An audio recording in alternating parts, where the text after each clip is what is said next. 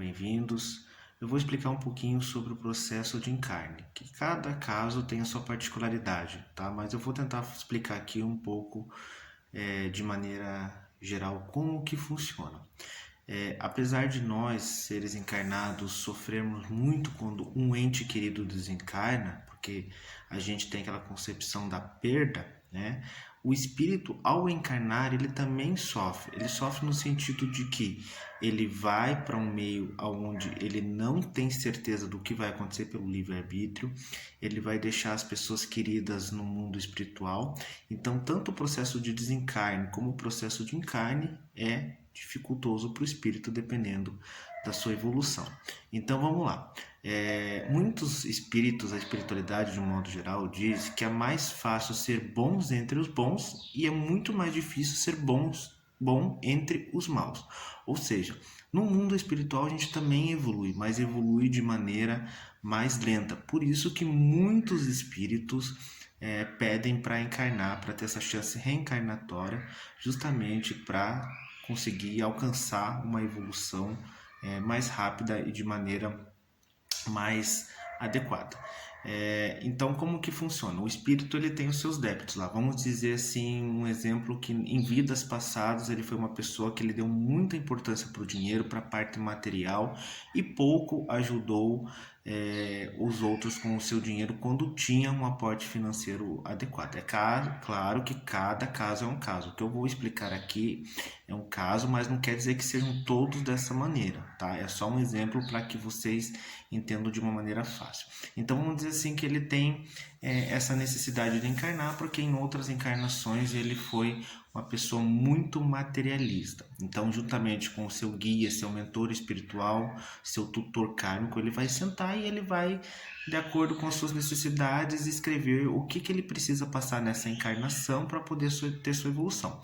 Então, ele vai colocar lá, por exemplo, que para ter uma evolução adequada por ser materialista, ele vai vir nessa encarnação com pouco dinheiro, né? Vai passar dificuldades para justamente dar valor às coisas básicas da vida. Daí ele concorda com isso e ele vai para a encarnação. Durante a encarnação ele tem o véu do esquecimento, ou seja, ele esquece de todo esse combinado justamente para ter uma evolução adequada, porque seria muito mais fácil ele encarnar e lembrar de tudo isso e seguir o caminho adequado. Então justamente ele acaba esquecendo, né, desses fatores justamente para aprender, né, a dar valor às coisas simples da vida e justamente caminhar para o caminho certo. O que a gente precisa entender é que toda encarnação que a gente planeja antes de encarnar é uma encarnação programada para dar certo, ou seja, todos os obstáculos, as dificuldades, as provas e expiações são de acordo com que as nossas necessidades, de acordo com o que a gente precisa. Ah, Fabrício, então se a gente programa tudo para dar certo, por que muitas vezes a pessoa acaba desviando do seu caminho? Porque existe o livre-arbítrio. A espiritualidade, de um modo geral, ela preza muito pelo livre-arbítrio. Eles respeitam o livre-arbítrio. Ou seja, quando você está indo para um caminho que não é o seu, tá? A espiritualidade, por mais que os espíritos possam te intuir através de pensamentos, possam te ajudar, se você continuar naquele caminho, eles acabam respeitando, porque é algo teu, é uma lei da natureza, o livre-arbítrio. Por isso que o espírito tem muito medo ao encarnar, porque ele tem medo de cair nas tentações terrenas. E daí, durante a encarnação, ele passa por essas provas. Muitos de nós não entendemos quando passamos por alguns problemas.